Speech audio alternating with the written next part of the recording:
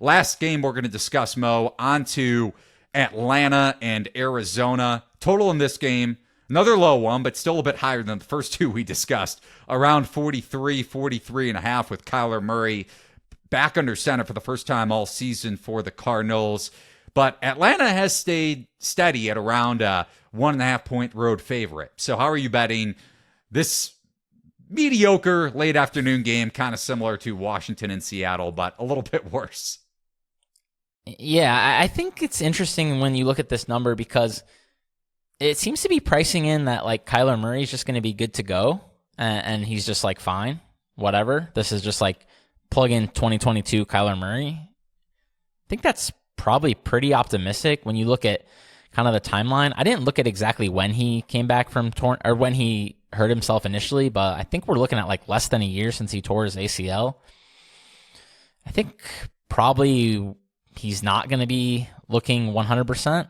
So when you factor that in with just the market, I mean, the Ravens closed minus 10.5 on the road here. Like, are the Ravens, I mean, they're what, maybe like 4 or 5 points better than Atlanta, something like that?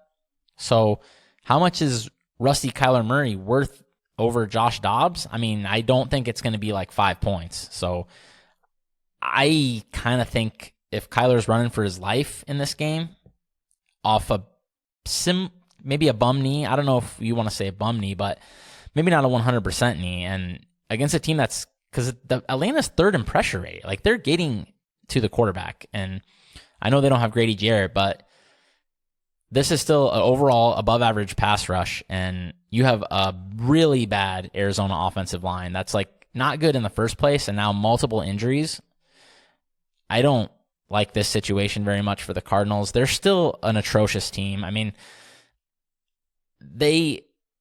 I don't know if like Atlanta should be able to at least run the ball and getting Drake London back versus a terrible defense that can't stop anybody.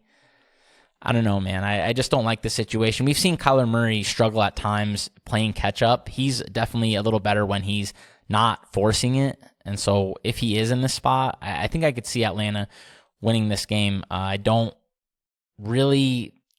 think this line's like pretty fair if this is normal Kyler Murray, but I'm skeptical we're going to see that. So I do like Atlanta a bit here. Yeah, and just kind of to the point, or we were touching on this with Atlanta and Minnesota, and I think you kind of got unlucky with that result, just with Josh Dobbs coming in cold, and maybe the Falcons weren't prepared, but I mean, off script, just a weird situation last week. So maybe you take that into account with New Orleans and Minnesota. That lines up to 3. Maybe the market is taking that into account as well. But Atlanta allowing a top 10 rushing EPA and success rate. So to your point, I mean, it depends what kind of script we get. Very similar zone rush scheme with the former Browns coach, now Cardinals offensive coordinator, operating that system in Arizona. Atlanta has been susceptible against the run. No Grady Jarrett. Does that factor into your handicap at all, or how do you see this if Arizona can maintain some sort of positive game script? Yeah, I'll be curious to see if James Conner comes back, because he's definitely, I know we don't usually cap for running backs, but I mean, when you're handing to something called Demercado and whatever Tony Jones, whatever guys they were pulling off the street there, that is just brutal. So I think it would definitely help them a lot if James Conner is able to come back. I know he was designated for return, but as we've seen in recent weeks, it feels like maybe 50-50 or even less that these guys wind up suiting up. So that's not a situation I would be excited about if I was an Arizona bettor if they're trying to hand off here.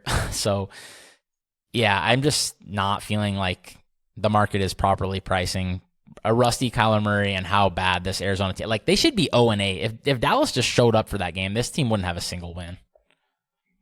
So those are our bets for Week 10. Ravens, Browns, under.